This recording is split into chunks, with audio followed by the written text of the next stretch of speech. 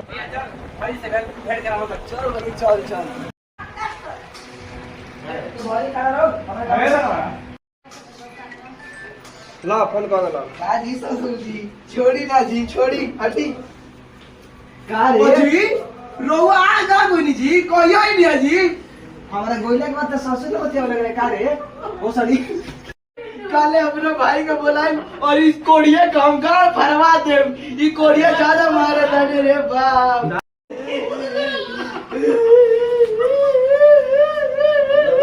अरे साला भाई क्या बोल रे? क्या है रे? रे भाई हम बोले रे भाई हम कुछ नहीं कर रहे जो ते भाई ने बोला कि हमरा के लिए तलाक चाहिए। का बोल बताइए तो नु। ए भाई जो ससुर ने बतिया दिया।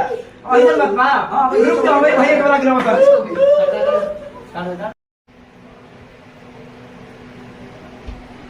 भैया भैया हां और खतरनाक मार के मेरा को मोई लेबा के करे कि रे अपने घरे हमारे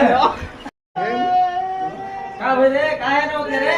हां देखो भैया हमारे घर से कोनो मतलब निकले हमरा तलाक चाहिए क्या कि हमर बाबू जो रे कौन बे ससुर जो रे बात करे पकड़ा दे हमरा तलाक चाहिए। नाम मत बस चलो सब तू मुखिया जी ले जाकर हमरा तलाक दियो। चलो चलो चलो चल चल